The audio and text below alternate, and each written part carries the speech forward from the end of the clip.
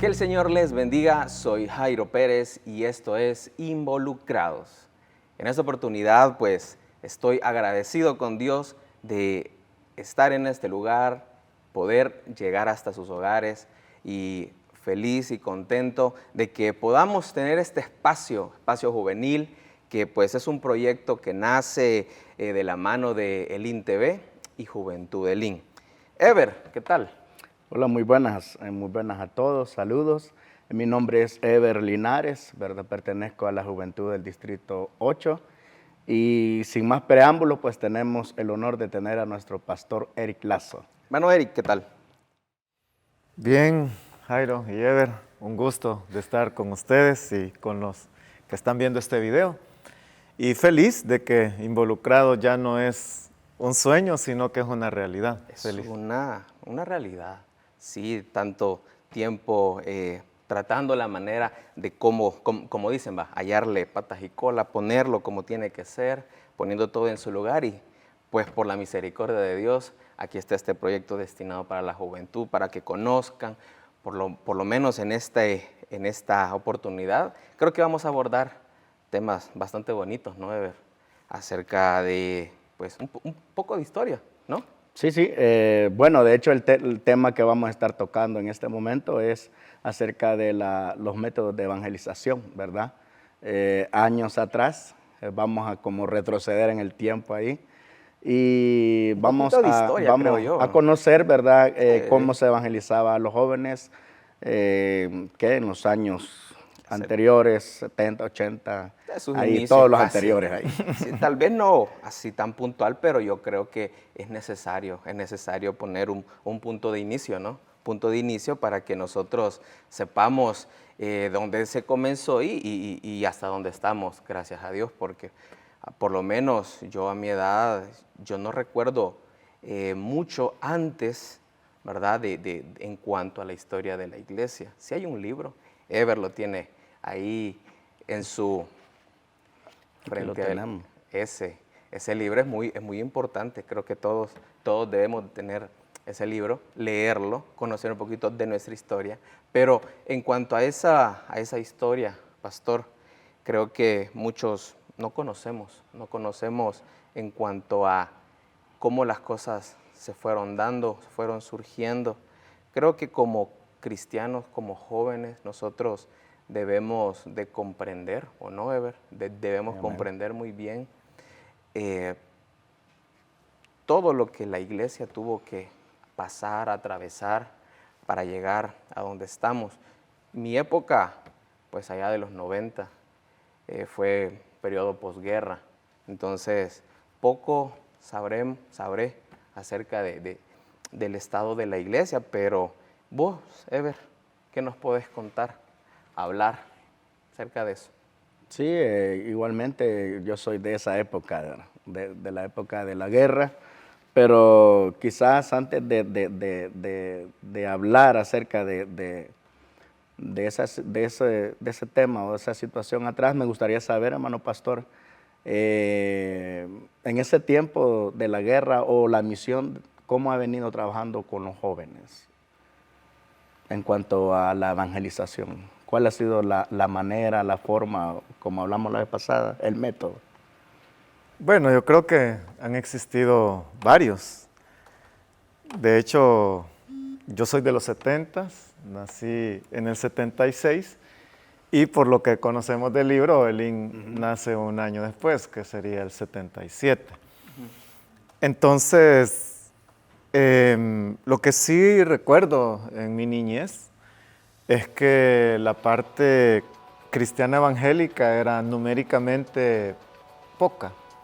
En su mayoría estamos hablando del catolicismo romano. Y lo que ahora nosotros vemos algo como tan normal de encontrar un cristiano evangélico en el autobús, en donde compro la comida. Donde estudio. Exacto, o sea, bueno, ahora tuve un compromiso y en una oficina que llegué me conocían. Entonces, sí, yo no conocía a la persona, pero eso es hoy. Y por eso a veces no sabemos de dónde venimos. Y es que anteriormente el IM tenía una juventud activa y creo que El Salvador, las diferentes denominaciones, tenían juventudes activas, pero que en cuanto a métodos tenían que ser muy creativos y no existían los métodos tan modernos como hoy. Y Más también eran, enfocado, ¿verdad? más eran evangelizaciones en parques. Masivas. Yo todavía participé, una de las primeras actividades como diácono de la juventud fue ir a predicar a parques, ir a orar por los enfermos a los hospitales, predicar en los autobuses.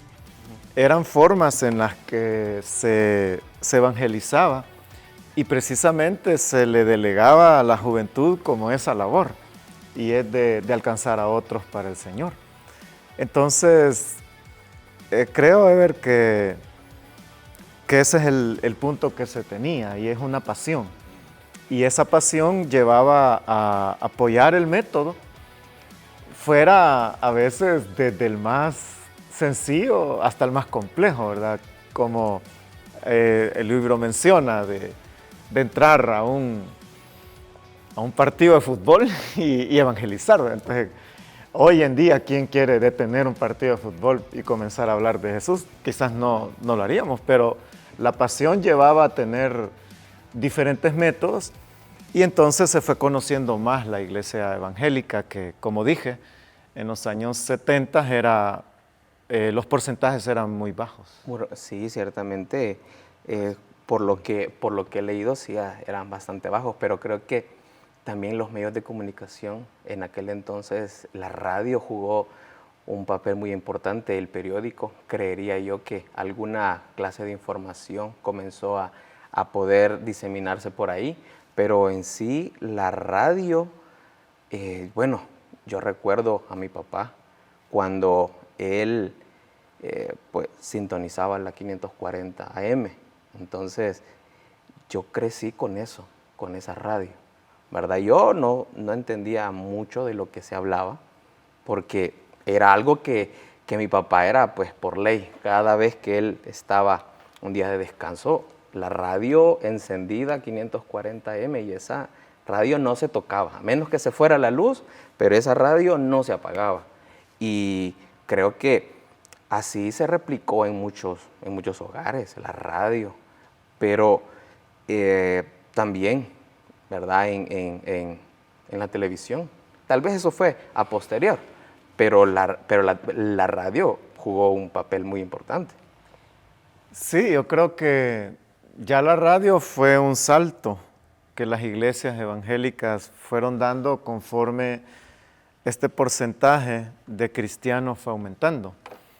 Porque con iglesias pequeñas, con recursos limitados, era difícil adquirir una radio, por ejemplo. Entonces se compraban programas de radio, espacios de tiempo para poder hablar, pero no poseer una radio.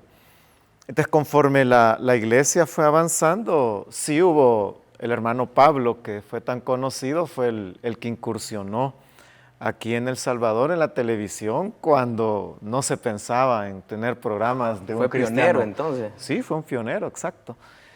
Y ese salto lo fue permitiendo a la iglesia llegar a otros espacios, ¿verdad? Que en el caso de Misión Cristiana del IM, sí se logró tener la radio 540, y sí, yo soy cristiano de primera generación, entonces no eran mis padres los que la ponían, sino que a mí me tocaba ponerla, aunque mi mamá fue la primera cristiana de mi familia, pero ahí sí, con la 540 todavía debo tener muchos cassettes, porque en los aniversarios a veces se regalaban. Incluso el eslogan, la frase que decía, reconciliando a los hombres con Dios, radio restauración.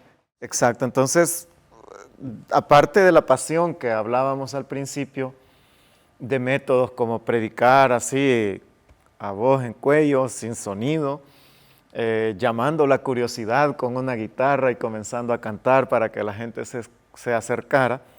Después llegaron otras maneras de expandir el evangelio, como los medios de comunicación. Y la radio pues jugó un papel muy valioso Y el IMP en ese sentido marcó un paso porque era una denominación con una radio. Entonces no se pensaba en eso, era algo muy difícil, pero en la gracia y la misericordia de Dios se dio un paso tan grande. Entonces sí, también los medios de comunicación juegan un papel importante y yo creo que el más importante es el testimonio, ¿verdad? Porque el Evangelio no solo se puede transmitir a través de palabras. Entonces ya de repente en alguna célula o alguna familia que iba a alguna iglesia ya se volvía un ejemplo de cómo llevar la palabra, de cómo vivir la palabra. Entonces es como que se fueron encendiendo varias luces en las comunidades, en los pasajes, en los barrios. Y entonces ese testimonio de vida también fue permeando a las personas escépticas o a las personas que profesaban una fe distinta. Incluso yo he conocido gente que ha dicho, no, es que yo por escuchar una predicación, yo ahí estaba en tal lugar y el Señor me habló, estaba escuchando una prédica y en ese momento acepté al Señor. Sí, cuando fui diácono yo escuché muchos testimonios así, de hermanos. Recuerdo un hermano que quería quitarse la vida y entonces pensando en el suicidio estaba él y dice que iba pasando las radios, o sea, ya en la misma desesperación solo iba pasando, ¿verdad? Y cuando llegó a la radio de acá, la 540, precisamente la palabra que él escuchó fue suicidio. O sea, el predicador dijo el suicidio, ¿verdad? Y él lo asoció, lógicamente, para mí, a lo que estaba viviendo. Y entonces este diácono menciona que ya solo con esa palabra él se quedó escuchando. Y ya el Espíritu de Dios lo fue ministrando. Y dice que él ahí se convirtió y después solo buscar dónde queda esta iglesia. Entonces, así hay testimonios de personas que sí fueron alcanzadas por esos medios. Amén. A mí me llama la atención, bueno, al escucharlos a ustedes, me llama la atención cómo Dios, ¿verdad?, ha usado los medios para poder evangelizar y llegar a las vidas, que nosotros podamos llegar al conocimiento del Evangelio, ¿verdad? En lo personal, como mencionamos este libro, ¿verdad?, de Elín, 40 años, yo siempre tenía como qué incertidumbre, ¿verdad?, o el deseo de conocer cómo inició o cuál fue el principio de la iglesia donde me congrego, que es Misión Cristiana Elín, ¿verdad? Y al escudriñar aquí este libro, la verdad que hay una historia muy bonita de sacrificio, de entrega, de pasión, de todo eso.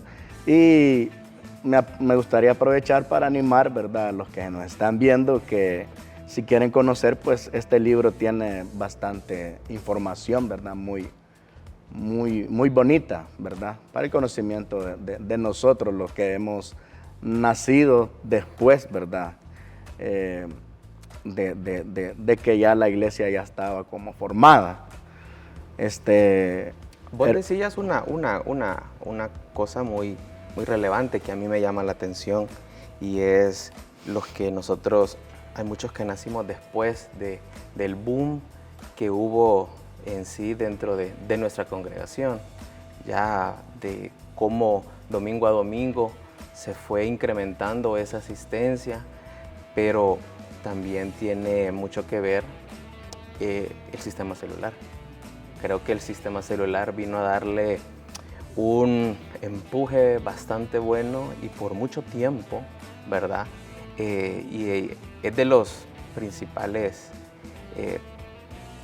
detalles en los cuales nosotros hemos visto ese crecimiento en membresía, crecimiento en filiales. O sea, creo que de ahí parte mucho de lo que ahora somos como iglesia. Sí, y es que se dieron casi al mismo tiempo. Por ejemplo, el adquirir la frecuencia de radio con el inicio del sistema celular fue casi al mismo tiempo. Y creo que una de las ventajas es que la pasión que el IM ha mantenido, y sus inicios fueron así, como dijo una vez el pastor Mario, ya tenía una buena base de cristianos. O sea, cuando el sistema celular arranca, no era una iglesia pequeña, ya era una iglesia grande, ya eran cristianos que se habían discipulado por años, ya tenían un conocimiento bíblico bastante avanzado. Entonces, tomar el sistema celular para ellos fue casi un explotar, voy a decir así, sus dones y talentos, porque ya tenían muchos dones y talentos. Y entonces en una célula esos dones ellos los pudieron ejercer sin ninguna limitante. Y por eso es que hemos escuchado, ¿verdad?, que una casa era insuficiente y que se tomaban el pasaje o el parqueo o la cancha porque... Se elegía una casa grande por lo general. No, de hecho,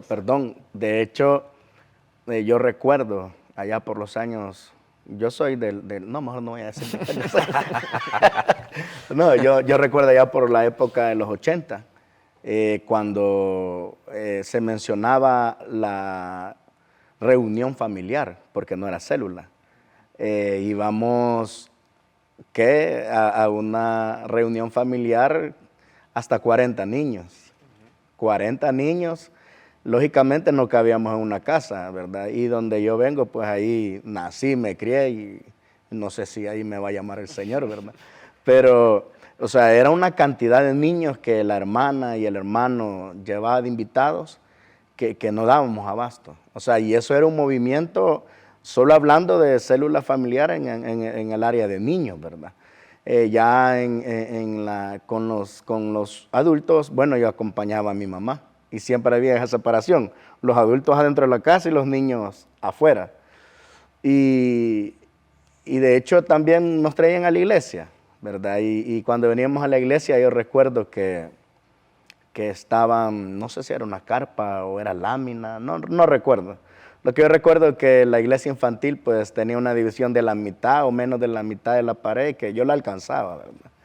Y recuerdo que veníamos con varios niños de mi colonia y lo que hacíamos era agarrar refrigerio de todos los que había, como que era algo buffet. Entonces esa anécdota a mí no se me olvida porque yo desde ese momento tengo memoria de la misión. O sea, y gracias a Dios pues nunca dejé así como de lado de lo que es ese tipo de evangelización, a pesar que era un niño, ¿verdad? Y se puede decir que uno no presta atención y todo eso, o ignora muchas cosas, pero o sea, es importante, ¿verdad? La evangelización también es... Y esa fue una gran ventaja porque en esos años también eran cuando venían los grandes evangelistas a los eventos, en los estadios y todo eso. Entonces, por lo general, el evangelista venía, se montaba la actividad, la gente se convertía, pero el que se convertía ahí quedaba. En cambio, ahí era una forma, un método de cuidar a las personas, de que la iglesia se acercaba a las personas, que en realidad es lo que Jesús dijo, ¿verdad? Que teníamos que ir y hacer discípulos, y no es vengan, sino vamos. Entonces, eso es lo que logró el sistema celular, ¿verdad? Que se acercó a las familias, a los niños, a los jóvenes, y entonces logró dar un paso muy grande la misión, y el sistema celular permitió, junto pues con los medios, que el avance fuera sorprendente, y ya siendo una iglesia grande, pasó a ser una mega iglesia como se les llama ahora, y es donde todo se modificó, porque si no estoy mal, la primera vez que yo vine a un culto de Elim, yo era un niño, no fue el tiempo cuando me convertí, pero los cultos duraban 4 horas. Entonces, ¡Aleluya! Sí, eso duraban 4 horas. Entonces, hoy si alguien le dice, lo invito a un culto que va a durar 4 horas, no va. Entonces, Vos no venías. Ni a la célula. ni a la que dura 40 minutos. Entonces, pero como el crecimiento fue tan grande, ya no era suficiente un culto ni dos cultos, se fue reduciendo la cantidad de tiempo porque el crecimiento numérico trajo esa bendición de ir modificando aspectos, pero sin perder el principio de convertirnos en seguidores de Jesús. Entonces sí, efectivamente, el sistema celular trajo un cambio completo en la misión como un método De evangelización, sí. De hecho, usted mencionaba el cuido. Creo que esa figura de que alguien ajeno a la familia cuidara de otras personas, yo creo que esa parte no estaba tan definida como es ahora dentro de la iglesia. Entonces, yo recuerdo que, bueno, yo ya fui de los tiempos cuando ya había células de niños, reuniones de niños.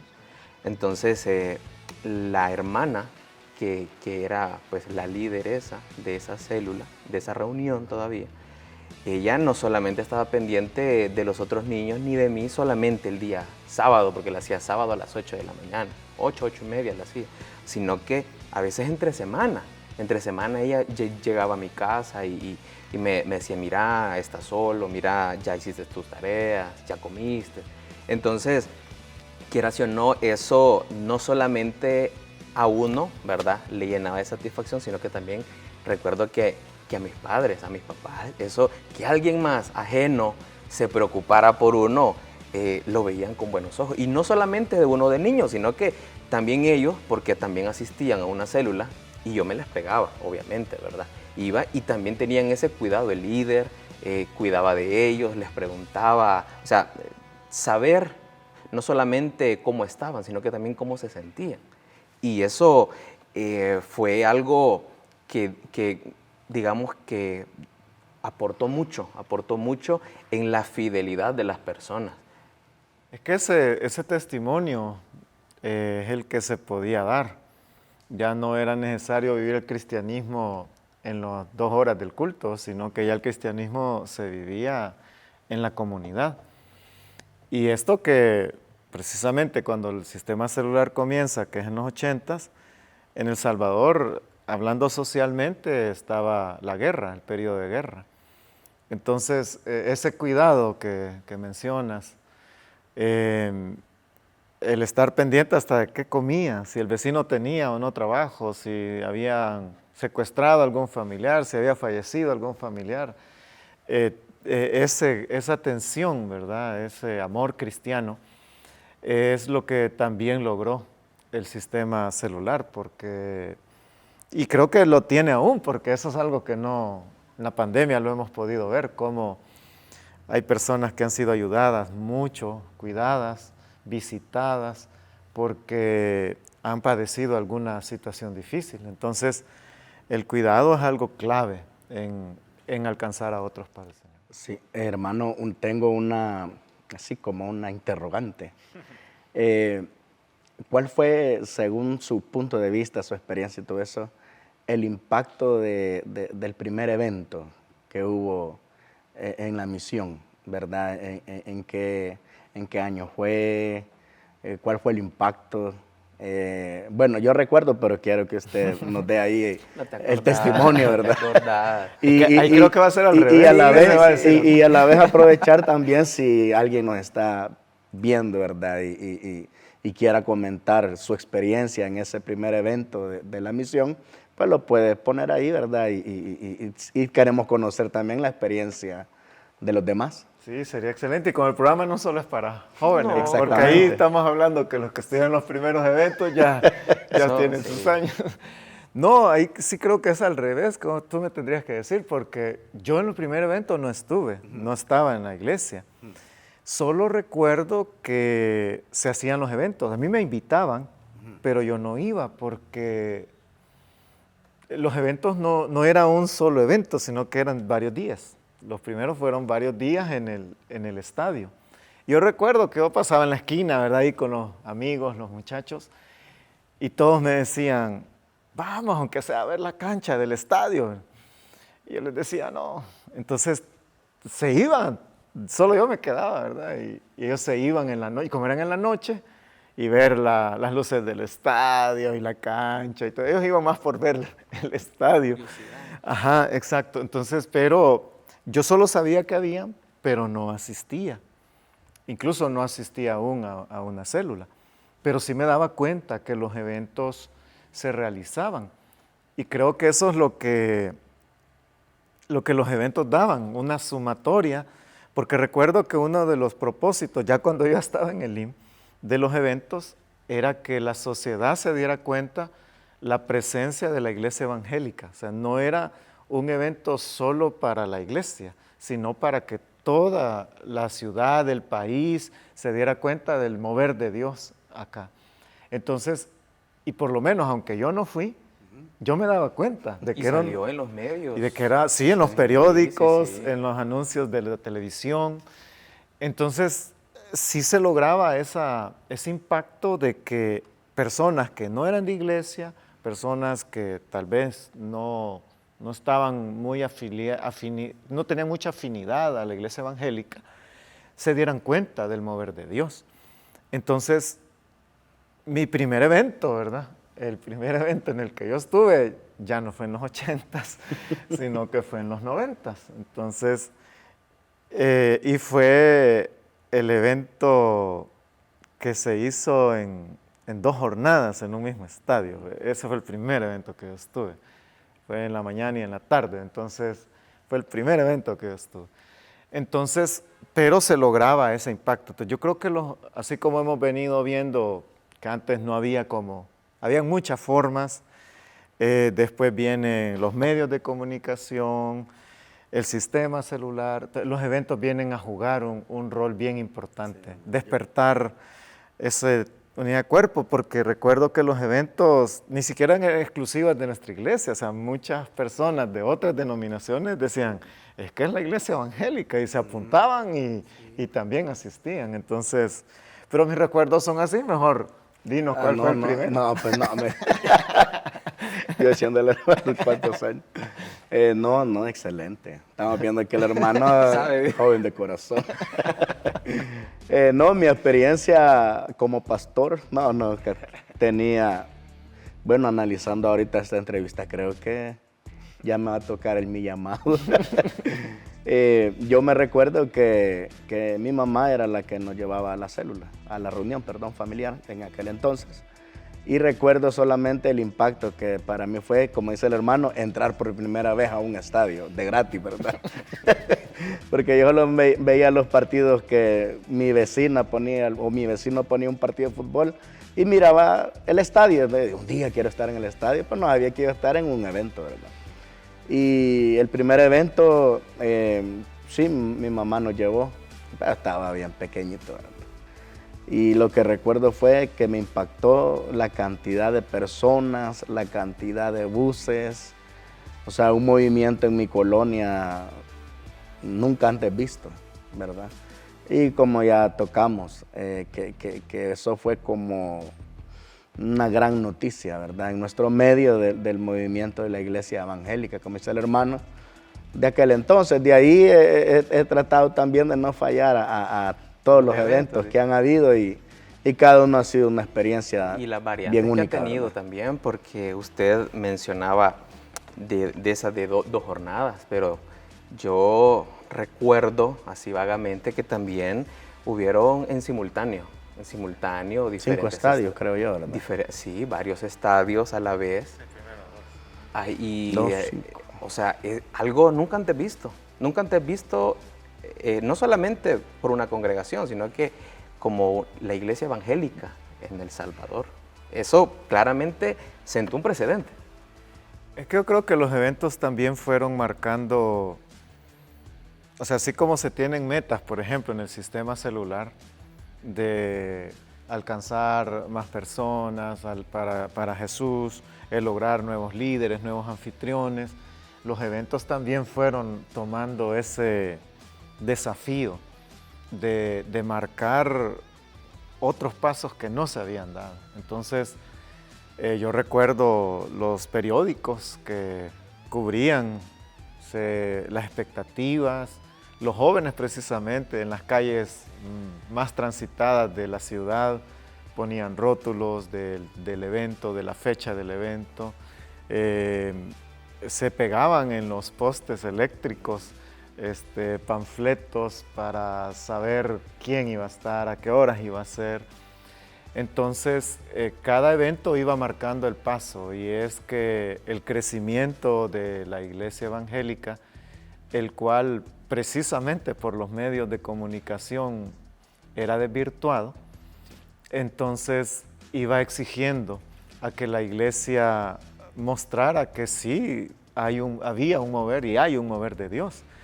Porque hoy cualquier encuesta que uno busque, hay casi un empate técnico, ¿verdad? Entonces, y hubo un año en el que la encuesta decía que había más cristianos evangélicos que católicos, por ejemplo. Entonces, pero en aquellos años se desvirtuaba y se decía que la iglesia evangélica no tenía tanta cantidad. Pero en realidad eran avances, y cuando digo iglesia evangélica no me estoy refiriendo solo a nosotros, y es verdad, o sea, iba avanzando de una manera muy grande cada año, con porcentajes, y otros iban decreciendo. Entonces los eventos eran como ese desafío de mostrar que Dios realmente sí se mueve y Dios está haciendo cosas maravillosas en nuestro país. Entonces sí, creo que los eventos siempre tuvieron ese desafío, y hasta los más que se hicieron últimos, podríamos hablar de las 2 veces que se ha tenido un evento en el terreno que hemos adquirido. O sea, son eventos, no tienen un propósito como los anteriores, pero es una forma de que el cuerpo de Cristo se ve junto, de que todos los distritos estamos juntos y que tenemos aún desafíos, planes, metas, sueños que alcanzar, y es únicamente siendo fieles a Dios que lo vamos a lograr. Entonces creo que cada evento tiene, como decía Ever, ese elemento de recuerdo de que algo tenía que enfatizar. Creo que cada evento, el sentimiento, esa pasión, creo que es lo que ha ido abriendo brecha, ¿verdad? Se pone una meta, se rompe, se establece otra meta, otro objetivo, y en el siguiente evento se fue alcanzando y logrando. Y esa pasión es la que, pues, gracias a Dios, ¿verdad?, ha dado muchos frutos, y entre esos frutos, pues, no necesariamente justamente de este momento, pero la misma pasión ha ido también diseminando en cuanto a la misión, porque tengo entendido que Misión Cristiana Elín se encuentra en varios países. Hay muchas filiales, ¿verdad? O sea, se ha expandido el Evangelio, comenzando acá como iglesia, y se ha ido. Sí, la presencia de las iglesias en diferentes municipios y en diferentes países ha avanzado mucho. Aún recuerdo, ¿verdad?, con una ocasión escuchar al pastor Mario cuando mencionaba que en el área de Estados Unidos es donde más iglesias se están abriendo. Pero no es un resultado de una estrategia planificada. O sea, no es que se sentó el cuerpo de la directiva espiritual y dijo, bueno, abramos en otros países, no. Sino que fue ese gen de la pasión. De la pasión. Que alguna persona que emigró llegaba a otro país, pero llevaba ese gen de la pasión o ese gen del discipulado, de cómo alcanzar a otros para el Señor y que vivieran para el Señor y que fueran discípulos de Jesús. Y entonces cuando llegaban a las otras comunidades, a otros países, muchos de ellos visitaban iglesias y no, como que no lograban encajar.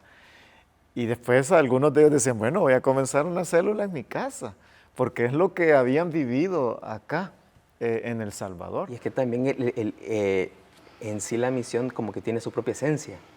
¿ya? No es similar, aunque sea la doctrina similar y compartan muchas cosas, pero en sí una célula familiar de Elín tiene eso muy propio y que la gente pueda que por A o B motivo busque por otros lados y no la ha encontrado.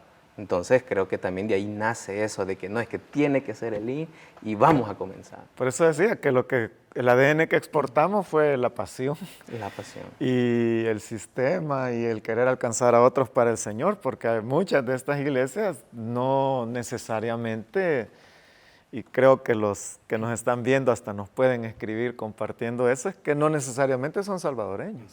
Sí. O sea, hoy estamos hablando que en las iglesias de la misión en Estados Unidos, por ejemplo, ahí hay muchos de México, de Honduras, de Guatemala, o sea, de Costa Rica, de muchos países.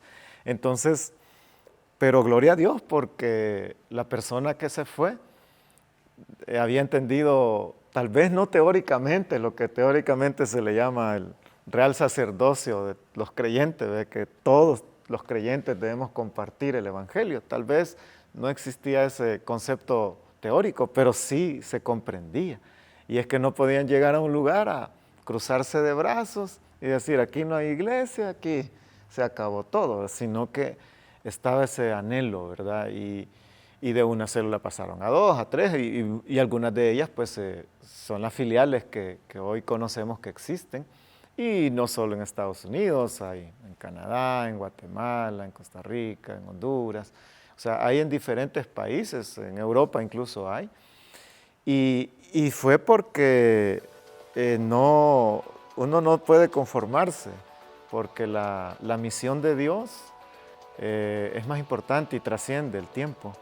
O sea, aunque nosotros ya no estemos en algún momento, ¿verdad? Y quizás los niños que van hoy a la célula son los que después van a estar en un programa como este, ellos deben seguir la labor, ellos deben seguir avanzando. Entonces, exactamente, la expansión de la iglesia o de la misión en este caso no se limitó a San Salvador, sino que a muchos lugares donde hay y donde con la ayuda de Dios se van a abrir más. Por ello también es importante, ¿verdad? Ya volviendo de una manera más local, viendo que acá en el país hay muchas filiales. Hay muchas filiales y gracias a Dios eso, digámoslo así, no congestiona tanto, ¿verdad? El hecho de asistir acá. Pero creo que ese mismo sentimiento se comparte en las otras filiales, ¿ya? Y lo bonito es que uno puede visitar otras filiales y siente la misma calidez. Sí, es algo bien bonito. Yo he visitado bastantes filiales acá y sí, el ambiente que uno siente es como que se ha conocido todo el tiempo. Hay algo que también hay que valorar, que son los retiros de pastores. Los retiros de pastores se saben hacer en febrero de cada año y ahí es donde la mayor parte de pastores de la misión llegamos. Y entonces, y uno a veces ni tiene la más mínima idea de en qué ciudad está el hermano con el que uno está desayunando o con el que uno está almorzando, pero siempre ya comienza el diálogo, la conversación. Y ahí es donde la línea es como un rompecabezas que encaja bien. Y ya cuántas células tiene, y cuántos cultos, y cómo comenzó, y todo. No, comenzamos bien poquitos, y sin terreno, y sin local. Pero el Señor nos fue ayudando, y enviaban un predicador de San Salvador, y así fue comenzando. Entonces, creo que el retiro de pastores también como que logra que estas filiales en todo el país nos reunamos juntos, los pastores, y entonces ese sentido de misión se arraiga aún más en la predicación, recibimos el aliento, en la alabanza recibimos el renuevo, pero vamos viendo que Dios está en todo lugar como lo hemos enseñado. Entonces, no es solo San Salvador exclusivamente, sino que vemos que Dios se está moviendo en Morazán, se está moviendo en La Unión, se está moviendo en Santa Ana, se está moviendo en Chalatenango. Y es ese aspecto de evangelización que no se ha perdido y es donde vamos a seguir viendo la mano de Dios obrar. O sea, hemos visto cómo ha venido evolucionando lo que es el método de evangelización, ¿verdad? Al principio hablábamos de salir a predicar a los parques, a los buses, ¿Vos saliste alguna vez? etcétera, etcétera. No, yo salí a otra cosa. A los buses y todo eso. Y vemos que luego se pasó al sistema celular, ¿verdad? Donde ya hablamos o sea, fue un boom. Eso en el aspecto de atender más personalmente a las personas, hermano pastor. Yo recuerdo que hace años habían eventos juveniles en el estadio. Sí. ¿Qué nos puede comentar ustedes? Sí, primero se hacían eventos de niños, se hicieron en lugares deportivos, también se hicieron de jóvenes, pero comenzaron en nuestras instalaciones. O sea, había un evento de jóvenes que se hacía acá. Casi siempre eran 3 jornadas, si no estoy mal. Entonces, se invitaba casi siempre un cantante cristiano, venía por lo general de fuera del país. El evento de jóvenes duraba 3 horas y media. Entonces, yo recuerdo el primero en el que estuve y creo que vino Aníbal Marroquín y Doris Machín, creo que vinieron los dos. Entonces, y el grupo de la iglesia tocaba, después los cantantes tenían su participación, se hacía un drama, por lo general era un drama que tenía que ver con el contexto del joven en ese momento, la predicación, el llamado, y el hermano Mario lo invitaban a preguntas y respuestas. Entonces no siempre predicaba él, sino que predicaban otras personas, pero cuando después del llamado se volvía a cantar y entonces se hacían preguntas y respuestas sobre la Biblia, sobre situaciones de la juventud. Pero algunas veces se tuvo la capacidad de organizar fuera. Y entonces se hizo en estadios, recuerdo en el Flor Blanca cuando se hizo un evento que era solo de jóvenes y que era del Espíritu Santo, bien recuerdo que ese era el tema. Se hizo otro en el Cuscatlán, ahí no recuerdo si era vigilia, ni me recuerdo muy bien, pero sí se hacían eventos, entonces se comenzaban acá, como una vez al año. Y cuando se tenía como cierta fortaleza, entonces se hacía en un estadio. Igual las mujeres, pues se hicieron varios eventos de mujeres también fuera de las instalaciones y permitía ver eso, que los discípulos de Jesús seguimos adelante. Entonces, y ahí era ya más focalizado porque era la juventud o la niñez o las mujeres, pero ya no era todo. Yo tengo como la noción de que fue un evento que fuimos, un evento grande de jóvenes en el estadio Cucatlán. Y nosotros como célula, ¿verdad?, nos pusimos una meta de llevar por lo menos 10 invitados, 10 jóvenes. Y gracias a Dios, pues en la zona se alcanzó esa meta, llevar 10 jóvenes por célula. Y fue en el estadio. Lo que se me ha escapado es el año.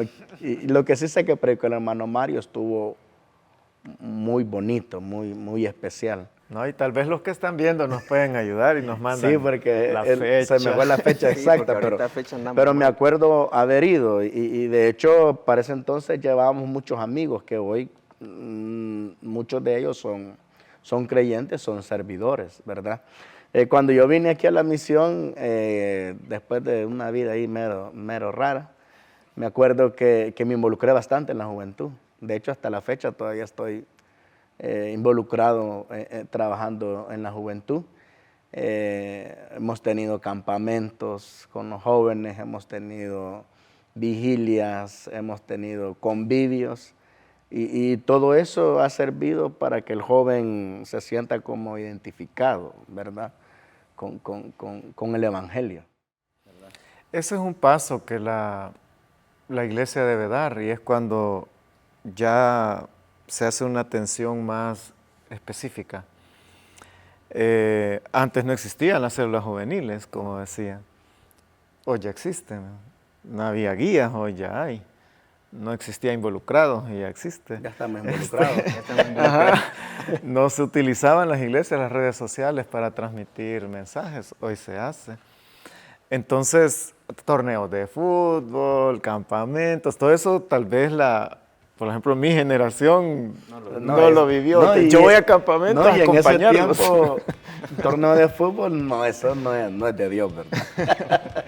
Sí, se tiene que ir entendiendo que uno puede ser discípulo de Jesús en toda área de la vida, en el deporte, en las artes, en la evangelización, en el trabajo, o sea, pero todo eso es en el tiempo, porque este es 40 años, ya van 44, 44. Entonces vamos a llegar a los 45 en mayo, entonces, y van a venir nuevos elementos, pero creo que eso de atender a la población joven bajo sus propias necesidades ayuda.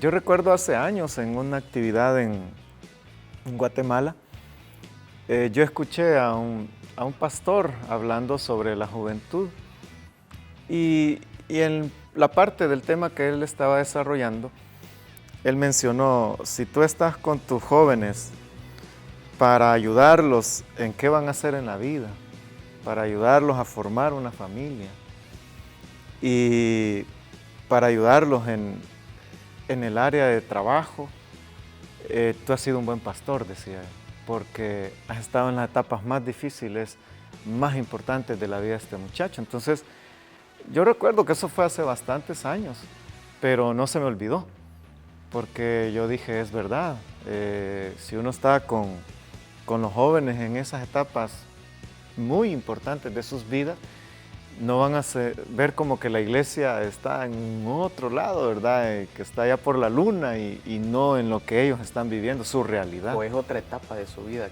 que todavía no, dicen, ay, después. Y no, es algo que desde la niñez deberíamos en realidad trabajar.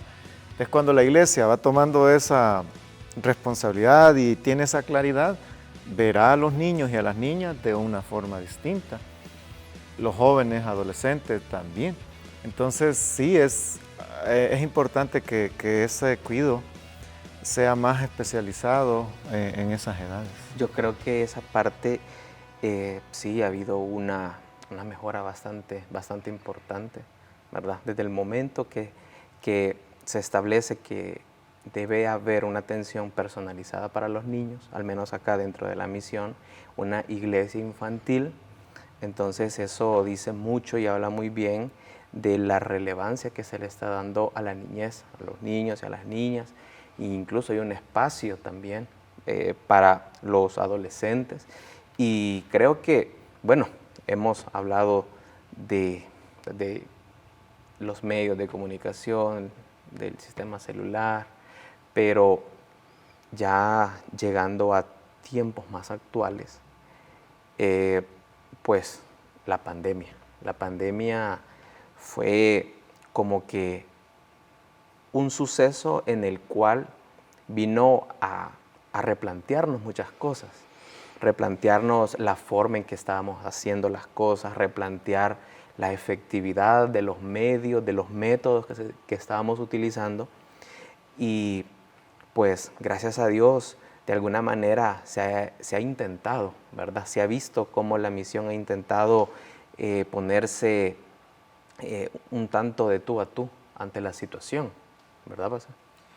Yo creo que la pandemia, aparte de todo lo negativo que podríamos decir de ella, es una gran oportunidad de parte de Dios para replantear algunas cosas y basarnos en las cosas importantes, porque el cristianismo, como lo dije hace algunos minutos, es más que la hora del culto, es más que eso. Entonces, creo que la pandemia nos ha llevado a eso, a replantear cómo estamos viviendo la fe y que tiene que ser en todas las áreas.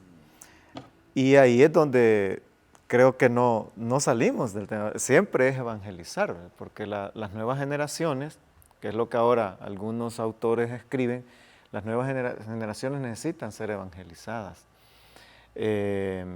Como un cambio como la iglesia infantil, como lo mencionó, o Juventud Elín, o sea, ya es pensar en alcanzar a las nuevas generaciones.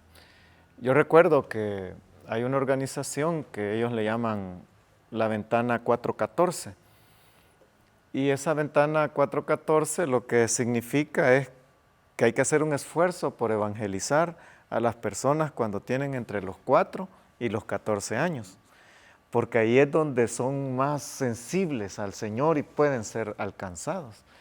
Entonces, así como esta organización replanteó el evangelizar, porque se pensaba evangelizar a los de 30 en adelante, sí, ¿verdad? Los que estaban en la cantina, los que estaban en la discoteca y no a los niños. Pero esta organización replantea y dice, mejor de 4 a 14 años. Entonces creo que igual la pandemia ha hecho que replanteemos algunas cosas como iglesia, como seguidores del Señor. Entonces ya es el replantearnos las cosas, el reflexionar bíblicamente de otra manera, nos va a ayudar en los años venideros. Entonces yo por eso es que creo firmemente que la pandemia es una oportunidad para alcanzar a otros, o es una oportunidad para que nuestro cristianismo crezca, para que las cosas importantes sean las más valiosas, el amor, el cariño, el apoyo mutuo, la generosidad, porque eso es vivir como Jesús vivió. Y eso es lo que las personas que están ansiosas, tristes, vulnerables, solas, necesitan. Y es donde la iglesia entonces debe replantear cómo llegar.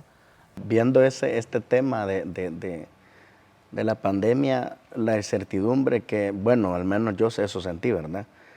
Que ya no van a salir, que no se pueden reunir, que el límite son 5, 4 cantidad X de personas. Y uno decía, bueno, ¿y hoy qué vamos a hacer? O sea, ¿cuál es el paso a seguir? Se acabaron los campamentos. Se acabó todo, no, de hecho acabaron, desde ahí se acabaron. Pero cómo es Dios de bueno, podemos ver eso, ¿verdad? Cómo es Dios de bueno, de que, cómo Él no se equivoca, Él tiene todo ya listo y preparado. O sea, ¿qué hubiese pasado si no hubieran existido este avance tecnológico? O sea, ¿qué hubiera pasado? Porque podemos ver que tuvimos ventaja, que uno dice, uno le dice al joven, si eso no te va a servir para nada, que deja de ver Facebook y deja de ver eso. Pero, o sea, en la pandemia eso sirvió. Pero las herramientas. Todos viendo Facebook. O sea, todo vino a ser de utilidad para la obra. Pero ¿qué hubiera pasado si no hubiera existido la tecnología avanzada y no hubieran existido los medios estos que tenemos? ¿Cómo? O sea, yo tengo esa duda, ¿cómo hubiera pasado? O sea, si hubiera sido en la época de los 80, ¿vale? En los 80. Sí, la radio tal vez hubiera hecho algo. Pero yo creo que algo que es bien bonito es el diseño de Dios. Dios tiene un diseño ya. Exactamente. Y el diseño de Dios es de persona a persona. Y a veces se nos olvida que los inicios del cristianismo no eran las cosas como nosotros pensamos. O sea, las comunidades cristianas que habían en el tiempo del Nuevo Testamento, o sea, no llegaban ni a 1000 personas, o sea, eran grupos de 50 en una ciudad, 60 cristianos. Pero ellos, de persona a persona, es que lograban avanzar. Yo creo que hubiéramos llegado a eso, y es que cada líder hubiese tenido la responsabilidad de decir, bueno, y mi vecino, y mi tío, y mi compañero de trabajo. Entonces se hubiese hecho algo más como la iglesia del principio, y es que llevaban el evangelio a través de su vida, de su testimonio, y a través de las personas que llegaban a conocer, lo cual no es negativo. O sea, nosotros podemos pensar que es negativo, porque hoy hablar de una iglesia de 1000, 2000, o sea, ya lo sentimos como algo normal.